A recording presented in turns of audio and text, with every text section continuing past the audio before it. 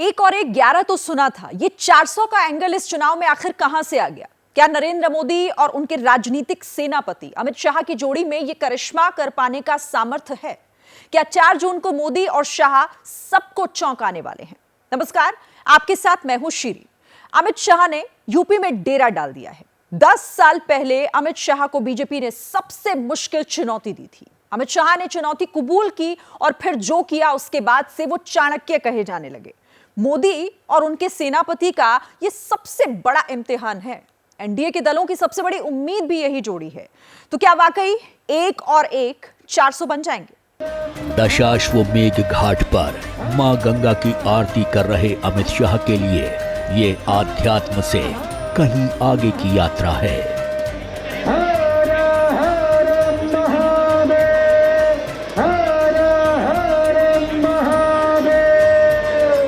धर्म की संगत में भी, कर्म के करिश्मे पर भी उनका यकीन कायम है और इसीलिए नरेंद्र मोदी के ग्रैंड रोड शो और नामांकन से पहले काशी में तैयारी कैसी है वो खुद जांचने परखने आए थे। अमित शाह ने ऐसी सक्रियता शायद अपने संसदीय क्षेत्र गांधीनगर में भी नहीं दिखाई होगी, लेकिन बात काशी की है, बात नरेंद्र मोदी की है। इसलिए अमित शाह पीएम के संसदीय क्षेत्र में सुपर एक्टिव हो चुके हैं, क्योंकि नरेंद्र मोदी के बाद एनडीए में अगर किसी के पास 400 पार सीट जिताने का राजनीतिक साहस है तो वो नाम है अमित शाह।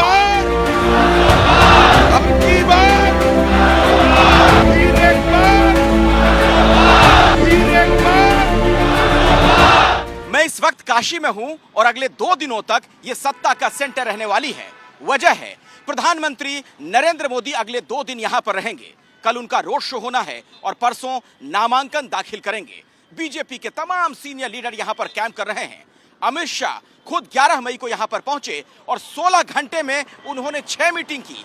इसी से आप समझ सकते हैं कि अमित शाह कितने सीरियस है प्रधानमंत्री के इस कार्यक्रम को लेकर। वो अमित शाह जो बीजेपी के चाणक्य माने जाते हैं। 2019 के लोकसभा चुनाव में नरेंद्र मोदी को काशी से लगभग 6,75,000 वोट मिले थे। इस बार जानकारी के अनुसार अमित शाह ने मोदी को 10 लाख वोट दिलवाने का टारगेट रखा है।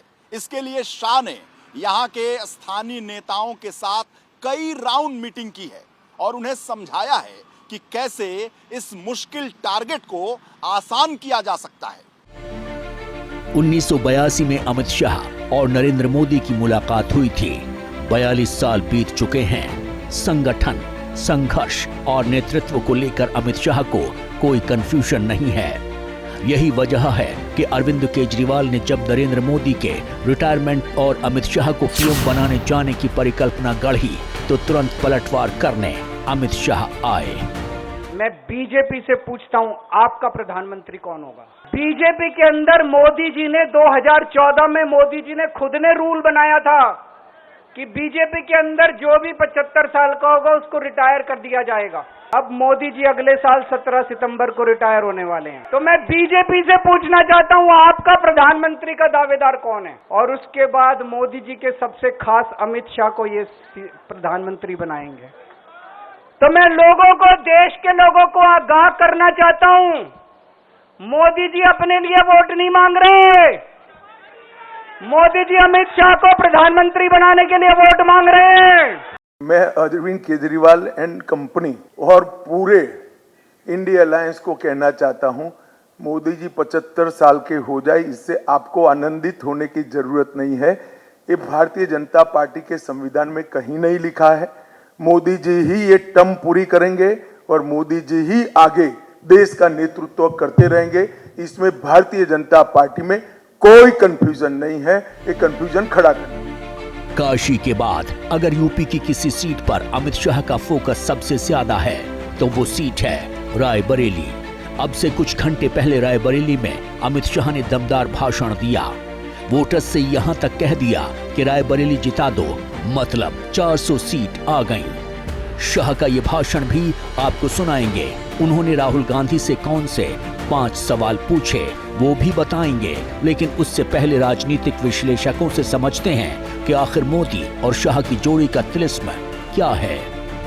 मोदी जी के लिए मैं कह सकता हूं कि अमित शाह की स्ट्रैटेजी के बिना, उनके रोड मैप के बिना मोदी जी लगता है कि वो अपने 400 पार का आंकड़ा नहीं पार कर सकते हैं। इसलिए जब तक मोदी वहाँ पर हैं, मोदी अगर सारथी हैं, वहाँ पर रथ चला रहे हैं, तभी वहाँ पर मोदी जी के सामने अमित शाह खड़े होकर के रास्ता दिखाएंगे और उस रास्ते पर ले जाएंगे जहाँ पर 400 लोग खड़े होंगे उनका स्वागत करने के लिए। अमित शाह एग्जीक्यूट करने के लिए काम कर रहे हैं कि किस तरह से इस नारे को अंजाम में बदला जाए, एग्जीक्यूट किया जाए और 400 पार तक पहुंचा जा सके या ज़्यादा से ज़्यादा सीटें भारतीय जनता पार्टी को मिल सके। उसके लिए उन्होंने दूसरे पार्टियों से नेताओं को भी बुलाया, दूसरे नेताओं को लाया गया, उनको टिकट दिया गया, अपने यहाँ के कई लोगों का टिकट काटा गया, 101 सांसदों का टिकट कट गया है। तो इसलिए उस सब के लिए किस तरह से कोशिश की जाए, किन दलों के साथ गठबंधन किया जाए, छोटे से छोटे नेताओं के साथ दोस्ती गांठी जाए, ये सारी कोशिश अमित शाह कर रहे हैं। तो यानी नरेंद्र मोदी के सपने या आइडिया को एग्जीक्यूशन करने का बेसिक काम या मोटे तौर पर जिम्मेदारी वाला जो काम है वो अमित शाह कर रहे हैं। अब आपको अमित शाह के मिशन रायबरेली के बारे में बताते हैं। रायबरेली में टक्कर कांग्रेस के राहुल गांधी, बीजेपी के दिनेश प्रताप सिंह के बीच है। अमित शाह ने रायबरेली के मंच से एक बड़ी बात कही। मैं पूरब जाऊं, पश्चिम जाऊं, उत्तर जाऊं, दक्षिण जाऊं, हर जगह 400 पार का नारा लगता है। 400 पार तो तभी हो सकती है जब देश में, पूरे देश में मोदी जी को 400 सीटें जिता कर दे। वो होने ही वाला है। अगर एक ही सीट जीतकर 400 पार का मतलब पूरा हो जाए तो वो काम करना चाहिए या नहीं करना चाहिए? जरा जोर से बोलो, करना चाहिए या नहीं करना चाहिए? तो मैं आपको बताता हूं, रायबरेली में कमल खिला दो, 400 पार अपने आप हो जाएगा। चौथे चरण के मतदान से पहले रायबरेली में अमित शाह ने नैरेटिव सेट करने की खूब कोशिश की। उन्होंने राहुल गांधी से 5 सवाल पूछे। रायबरेली की जनता से कहा कि जब भी राहुल गांधी मिले उनसे ये 5 सवाल पूछना। मैं सार्वजनिक रूप से राहुल बाबा को 5 सवाल पूछता हूं। पहले आपको पूछता हूं, मुझे बताओ भाई, ट्रिपल तलाक मोदी जी ने समाप्त करा, अच्छा किया या बुरा किया? भाइयों बहनों मुझे बताओ, इस देश में मुस्लिम पर्सनल लॉ की जगह कॉमन सिविल कोड यूसीसी होना चाहिए या नहीं होना चाहिए?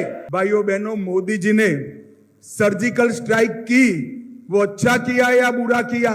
ये राहुल बाबा सर्जिकल स्ट्राइक पर सवाल उठाते हैं। मैं उनको पूछना चाहता हूं, आप सर्जिकल स्ट्राइक का समर्थन करते हैं या नहीं करते? मैं उनको पूछना चाहता हूं, राम मंदिर में आप दर्शन करने क्यों नहीं गए? इसका जवाब जरा राहुल बाबा दे। और भाइयों बहनों, अंत में राहुल बाबा रायबरेली की जनता को बताए कि धारा 370 हटाने का आप समर्थन करते हो या नहीं करते? अमित शाह ने राजनीति भले ही गुजरात में सीखी, लेकिन अमित शाह की पॉलिटिकल सीवी की हेडलाइंस उत्तर प्रदेश है। 2014 के चुनाव में बीजेपी गठबंधन को 73 सीटें जिताकर अमित शाह ने पक्ष, विपक्ष, तटस्थ सबको चौंका दिया था। राहुल गांधी से 5 सवाल पूछने के पीछे शाह का नैरेटिव सेट करने का प्लान है। कांग्रेस को अपनी पिच पर बुलाने का ऐलान है और 400 का आंकड़ा छूने का अरमान है। और अब इस रिपोर्ट का सबसे दिलचस्प हिस्सा आपको दिखाते हैं। जो थे टीम राहुल का हिस्सा, उन्हें सुनिए। नमो विजय का किस्सा। जी हां, कांग्रेस के 3 धाकड़ प्रवक्ता गौरव वल्लभ, रोहन गुप्ता और राधिका खेड़ा अब बीजेपी में हैं। तीनों ने बीजेपी और कांग्रेस में जो 2 सबसे बड़े अंतर बताए हैं वो है सनातन फैक्टर और मोदी फैक्टर। ये तीनों राहुल गांधी की टीम के बड़े चेहरे माने जाते थे। नरेंद्र मोदी और उनके मिशन 400 पर इन तीनों ने क्या कहा, इस रिपोर्ट में सुनिए। 7 चरणों की अग्नि परीक्षा में हर रोज किसी का दावा मजबूत हो रहा है तो हर रोज सीटों का समीकरण बदल रहा है। एबीपी न्यूज को दिए गए इंटरव्यू में नरेंद्र मोदी की बॉडी लैंग्वेज बता रही थी कि वो वोटर्स के रेस्पॉन्स से गदगद हैं। 4 जून को रिजल्ट आएगा, मोदी जी उस दिन क्या कर रहे होंगे? 4 जून को हिंदुस्तान के पॉलिटिकल इतिहास में सबसे ज्यादा विक्रम के साथ भारतीय जनता पार्टी और एनडीए का विजय होगा। लेकिन इसी 4 जून के बारे में कांग्रेस की भविष्यवाणी कुछ और है। लखनऊ की रैली में राहुल गांधी कह चुके हैं कि बीजेपी 180 का आंकड़ा नहीं क्रॉस कर पाएगी। बीजेपी के चाणक्य अमित शाह तो पहले ही कह चुके हैं कि ये चुनाव राहुल गांधी और नरेंद्र मोदी के बीच में है। इसलिए हमने उन 3 चेहरों से संपर्क किया जिन्होंने अपने जीवन का एक लंबा वक्त कांग्रेस और राहुल गांधी की टीम में रहकर बिताया है। अब वो तीनों नरेंद्र मोदी को हैट्रिक दिलाने के मिशन में जुटे हैं। फिर संविधान विरोधी, अरे संविधान विरोधी तो उन लोगों की सोच है जिनको ईस्ट में रहने वाले लोग चीनी दिखते हैं, दक्षिण में रहने वाले लोग अफ्रीकी दिखते हैं। हम यहाँ पे जहाँ बैठ के बात कर रहे हैं, ये वेस्ट में रहने वाले लोग हम अरबी दिखते हैं। आपको मैं अरबी दिख रहा हूँ क्या? नॉर्थ में रहने वाले लोग जिनको गोरे दिखते हैं, जिन लोगों की ऐसी सोच है वो संविधान और लोकतंत्र के लिए खतरा है। देखिए, विपक्ष की आदत है कि मोदी विरोध करते करते वो देश का विरोध कब करते हैं उनको मालूम नहीं चलता। हमेशा मोदी जी ने एक चीज़ कही कि मुझे मुस्लिम तुष्टीकरण का विरोध है। उन्होंने हमेशा ये कहा कि 140 करोड़ भारतीयों का अधिकार है कि मोदी सरकार की जो भी योजना हो उसका लाभ सबको मिलना चाहिए, और सब लोग लाभ लेते हैं।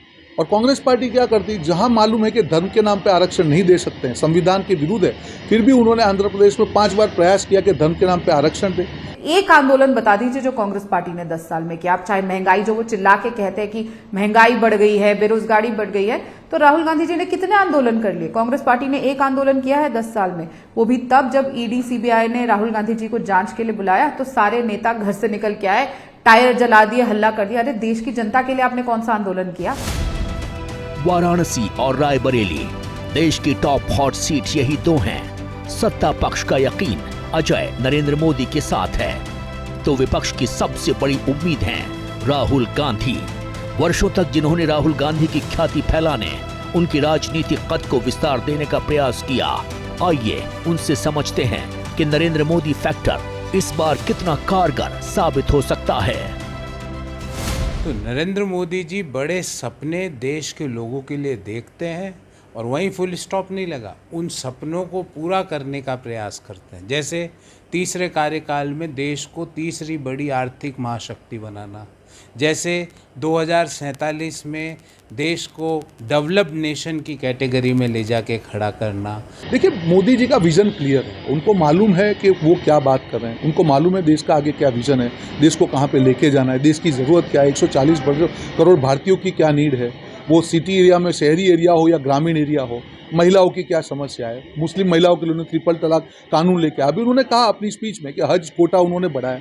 तो जो देश के नागरिकों की जरूरत है वो उनको मालूम है। पिछले 10 साल में आप मुझे बताइए कौन से कांग्रेस के लीडर में या ऑपोजिशन के लीडर में कोई क्वालिटी है? अगर क्वालिटी होती है तो देश की जनता वोट देती, लेकिन लगातार ऑपोजिशन को वोट नहीं मिल रही है, वो कमजोर से कमजोर होते जा रहे हैं और मोदी जी की सीट्स बढ़ती जा रही हैं, मोदी जी की गारंटी में विश्वास बढ़ता जा रहा है। तो इससे साफ जाहिर हो रहा है कि क्वालिटी नहीं, और बेसिक क्वालिटी होती है ना, देश की सेवा करना, 24 घंटे काम करना, अपने वादे पूरे करना, ये सारी क्वालिटीज मोदी जी में है। जाहिर है पार्टी बदलने के साथ ही इन 3 चेहरों की जिम्मेदारी भी बदल गई है। 2024 की शुरुआत में तीनों थाकड़ प्रवक्ता राहुल गांधी को पीएम बनाने के लिए एफर्ट कर रहे थे, टीवी पर मजबूती से कांग्रेस का पक्ष रख रहे थे।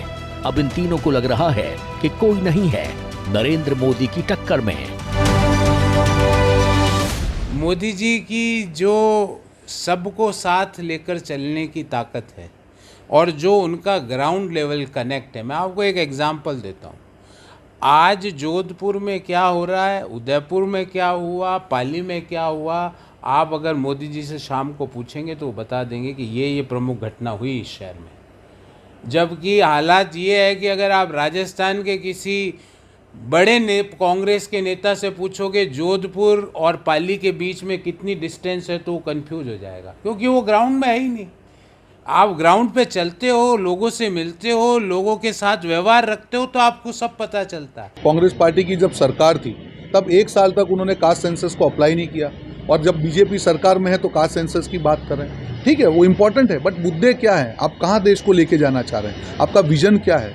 उसकी दूसरी तरफ मोदी जी बात कर रहे हैं 2047 की, आर्टिफिशियल इंटेलिजेंस की बात कर रहे हैं, इलेक्ट्रॉनिक व्हीकल की बात कर रहे हैं, सेमीकंडक्टर की बात कर रहे हैं, वंदे भारत की बात कर रहे हैं, गगनयान की बात कर रहे हैं। तो विजन कोई कंपैरिजन ही नहीं है। जो कांग्रेस पार्टी को 75 साल से 60 साल देश ने शासन दिया, उसका फॉरवर्ड लुकिंग विजन खत्म हो गया। जिस तरीके से यहाँ पे छोटे से छोटा कार्यकर्ता से लेके सीनियर मोस्ट लीडर जो हैं, सब अपने अपने काम को जिस निष्ठा से कर रहे हैं, जिस ईमानदारी से कर रहे हैं, जिस मेहनत से कर रहे हैं, कोई काम को लाइटली नहीं ले रहा, सब अपने अपने काम कर रहे हैं। और कांग्रेस पार्टी को तो अभी पता ही नहीं है, वो अभी तक नहीं रियलाइज कर पाए हैं कि वो चुनाव लड़ रहे हैं लोकसभा का और किसके खिलाफ लड़ रहे हैं। आज सोशल मीडिया पर स्टोरी से लेकर व्हाट्सएप पर स्टेटस तक यूजर्स अपनी मां के साथ तस्वीरें शेयर कर रहे हैं। कुछ खुश नसीब हैं जो धरती पर जन्नत के साथ जी रहे हैं, तो कुछ ऐसे भी हैं जिनके सर से मां का साया उठ चुका है। दोनों के लिए ही आज का दिन स्पेशल है। आज नरेंद्र मोदी को मदर्स डे के दिन पश्चिम बंगाल ने थोड़ा इमोशनल कर दिया, उन्हें मां हीराबा की याद दिलाकर। Mother's day. पश्चिम की परंपराओं से नरेंद्र मोदी को शायद कोई आसक्ति नहीं, लेकिन एक मां ही तो है जिसका साया छूट जाने के बाद भी उसका मातृत्व पीछा करता है।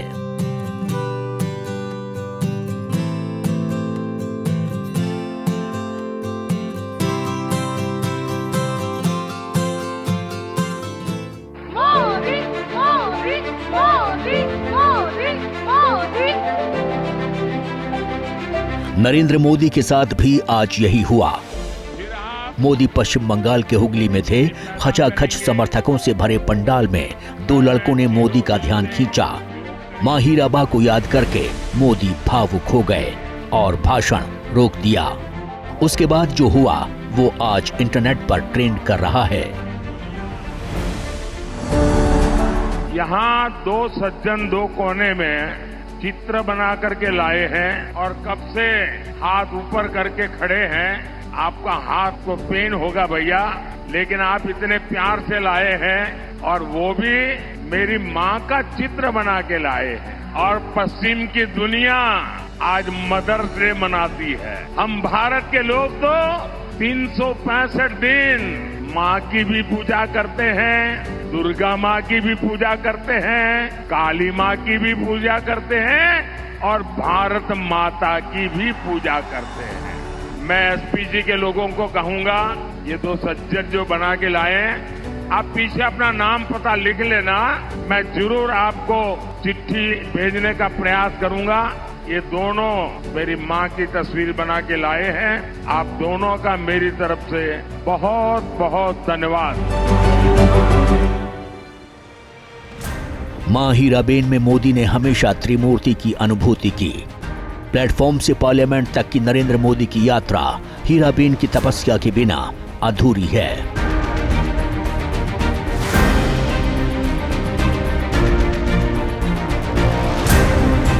चाहे मौका जन्मदिन का हो या विराट विजय के बाद एक निष्काम कर्मयोगी से आशीर्वाद लेने का हो, नरेंद्र मोदी प्रोटोकॉल और बिजी शेड्यूल को अतीत की तरह पीछे छोड़कर हीराबा के पास दौड़े चले जाते।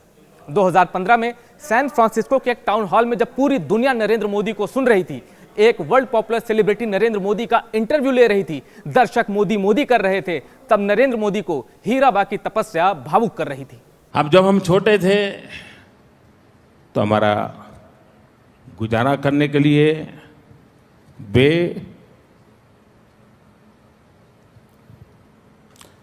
अड़ोस पड़ोस के घरों में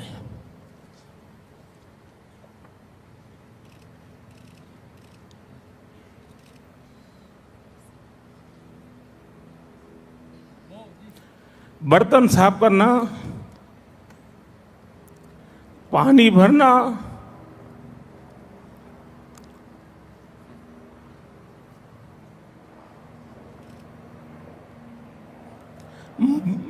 मजदूरी कर रहा।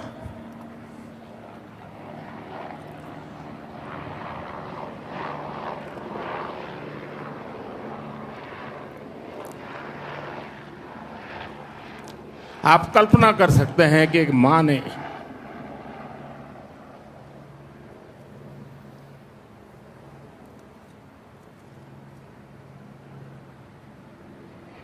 अपने बच्चों को बड़ा करने के लिए कितना कष्ट उठाया होगा। वैसे आज बंगाल की धरती ने पीएम मोदी को कई बार चौंकाया। मोदी कई बार इमोशनल हुए, कई बार उनका गला रुंधा, लेकिन हर बार उन्होंने खुद को संभाला और उन लोगों को भी जो नरेंद्र मोदी को देखकर भावुक हो रहे थे।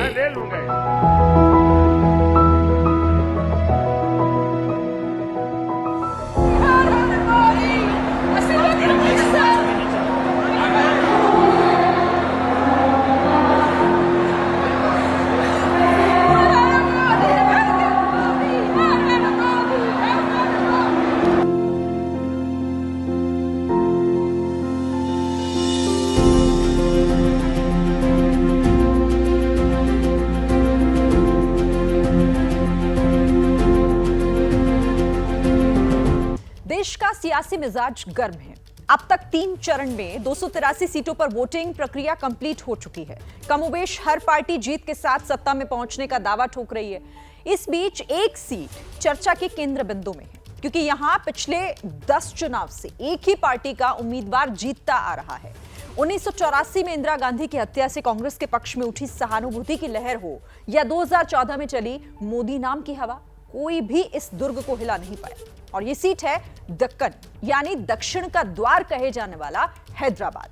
और इस सीट के केंद्र में है 2 चेहरे, एक असदुद्दीन ओवैसी और कोम्पेला माधवी लता।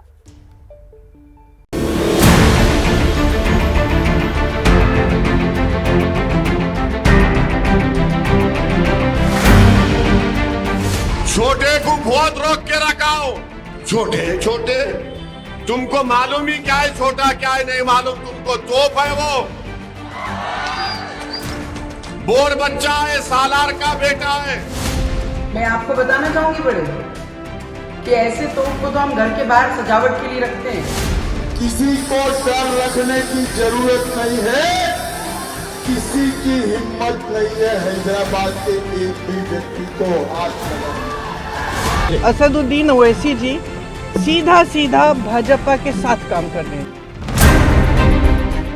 मई की तपती गर्मी में हाईटेक सिटी हैदराबाद का टेम्परेचर कुछ ज्यादा ही हाई है।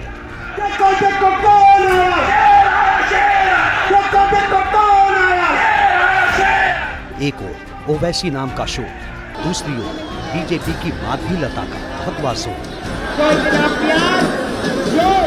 किसके बाप को नहीं डरते, यहाँ पे किसी से भी नहीं डरते। हमको समझाना पड़ता हमारे बच्चों को, अरे रुक, अरे ठहर। डर किससे लगता है? किसी से नहीं लगता है, मृत्यु से स्वयं नहीं लगता है, तो और किससे लगना चाहिए मुझे। चुनावी मंच से हुए इशारों पर भूचाल।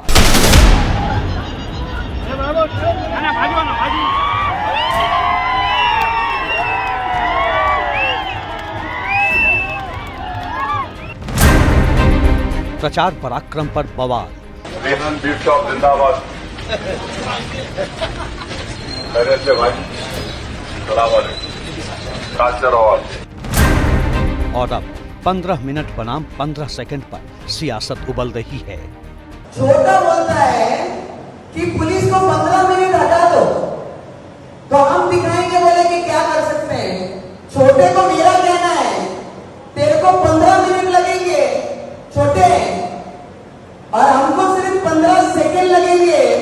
15 सेकंड पुलिस को हटाया, 15 सेकंड अगर पुलिस को हटाया तो छोटे को बड़े को ये पता नहीं लगा कहां से आया और कहां को गया। मोदी जी को बोलिए कि उनको 15 नहीं बल्कि 15 घंटे उनको मिल जाए। चलिए करिए, करके बताइए, देखते हैं क्या होता है। शेर शेर ही होता है, शेर जहां भी जाओ शेर होता है। हैदराबाद में सोमवार को वोट डाले जाएंगे। वोटिंग में कुछ ही घंटे बाकी हैं। इधर दावों की डगर पर राजनीतिक रास्ताकशी चरम सीमा पर है। हैदराबाद को एमआईएम को लीज पर दे रखा था। पहली बार किसी ने एमआईएम को चुनौती दी तो बीजेपी ने दी।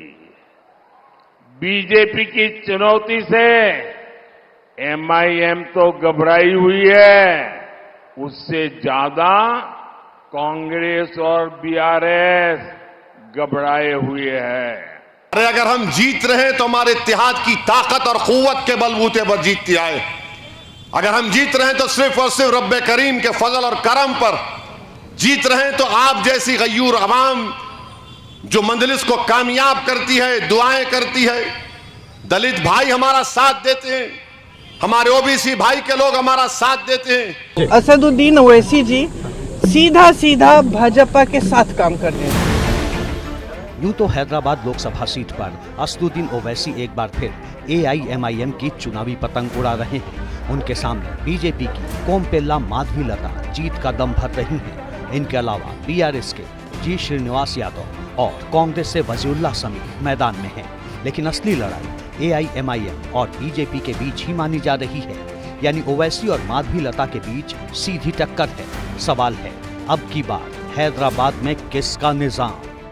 दिल्ली की गद्दी पर मुस्लिम सुल्तानों का शासन रहा हो या फिर मुगलिया बादशाहों की हुकूमत, हिंदुस्तान का इतिहास गवाह है कि जो भी दिल्ली की सत्ता पर काबिज हुआ है उसके लिए हैदराबाद एक बड़ी चुनौती बनता रहा है और मौजूदा वक्त में भी कुछ ऐसा ही नजर आ रहा है। आजादी से पहले हैदराबाद में निजाम का शासन चलता था। अब उसी हैदराबाद में ओवैसी परिवार की सत्ता है, वो भी एक या दो चुनाव से नहीं बल्कि पिछले 10 लोकसभा चुनाव से देश की सत्ता किसी भी दल के पास रही हो, पर हैदराबाद में AIMIM की पतंग जीत की उड़ान भरती रही। दक्कन के इस दुर्ग में ओवैसी परिवार को न कभी देश की ग्रैंड ओल्ड पार्टी कांग्रेस चुनौती दे पाई और न ही देश की सबसे बड़ी पार्टी बीजेपी। 1984 के लोकसभा चुनाव में असदुद्दीन ओवैसी के पिता सुल्तान सलाउद्दीन ओवैसी पहली बार हैदराबाद से सांसद चुने गए। उनके देहांत के बाद 1994 से असदुद्दीन ओवैसी लगातार इस सीट से सांसद हैं और ये उनका 5वां चुनाव है। असदुद्दीन ओवैसी के पिता सुल्तान सलाहुद्दीन ओवैसी 1984 से 1999 तक 6 बार हैदराबाद से सांसद चुने गए। इसके बाद असदुद्दीन ओवैसी 2004 से 2019 तक 4 बार चुनाव जीत चुके हैं। अब 24 की चुनावी बिसात पर असदुद्दीन ओवैसी फिर ताल ठोक रहे हैं। दावा भी वही है कि हैदराबाद की जनता एक बार फिर उनके नाम पर मुहर लगाएगी। 40 साल से यहाँ पे बीजेपी हार रही। 2014 में भी मोदी आए थे, मंजलिस जीती। 2019 में भी आए, मोदी आए थे, मंजलिस जीती। 2018 के असेंबली इलेक्शन में आए, मंजलिस जीती। 2023 के असेंबली इलेक्शन में मोदी आए, हम जीते। तो ऐसा है ना, मोदी अमित शाह को जब तक नाम नहीं लिया मंजलिस का, पेट में दर्द नहीं जाता। साफ लफ्जों में कहें तो लगातार 4 बार हैदराबाद से चुनाव जीत चुके असदुद्दीन ओवैसी इस बार भी अपनी जीत को लेकर मुतमईन हैं। लेकिन एक तथ्य ये भी है कि उनके लिए इस बार रास्ता उतना भी आसान नहीं है, क्योंकि पिछले 2 चुनाव यानी 2014 और 2019 के मुकाबले हैदराबाद में बीजेपी की घेराबंदी इस बार कहीं ज्यादा मजबूत है। किसी को डर रखने की जरूरत नहीं है, किसी की हिम्मत नहीं है हैदराबाद के एक भी व्यक्ति को हाथ लगाने। इस बार मुक्त मन से मतदान करिए, चाहे हिंदू हो या मुसलमान, हर एक मतदाता कमल के निशान पर बटन दबाए और हैदराबाद को मेन स्ट्रीम से जोड़ने का काम करे। 16 मार्च को चुनाव के ऐलान के बाद से ही हैदराबाद की चुनावी जमीन पर बीजेपी का चुनावी कैंपेन इसी लाइन पर आगे बढ़ता दिखा। लेकिन ज्यादा झुकाव हिंदू वोट बैंक की गोलबंदी की ओर दिखा। फिर रामनवमी पर शोभा यात्रा को लेकर सियासी टकराव हो या फिर हिंदुत्व की चाशनी में डूबे बीजेपी उम्मीदवार माधवीलता के बयान। जितने ही हिंदू परिवार रोते आए हैं लव जिहाद के बारे में, और इसके बारे में भी आज तक कोई सच बाहर नहीं निकला गया है। क्या इनको इसके बारे में किसी प्रकार का इन्वेस्टिगेशन करवाने का, बैठने का उसके ऊपर जिम्मेदारी नहीं है? अब सवाल है, क्या हिंदुत्व के रास्ते बीजेपी ओवैसी के किले को भेद पाएगी? 132 सीटों वाले दक्षिण भारत में 3 चरणों का चुनाव पूरा हो जाने के बाद हैदराबाद सियासत का पावर सेंटर बना हुआ है। हैदराबाद की सीट पर सबकी निगाहें लगी हुई हैं और ऐसा माना जा रहा है कि हैदराबाद की सीट ही दक्षिण भारत की बदलती हुई राजनीति की दिशा तय करने जा रही है।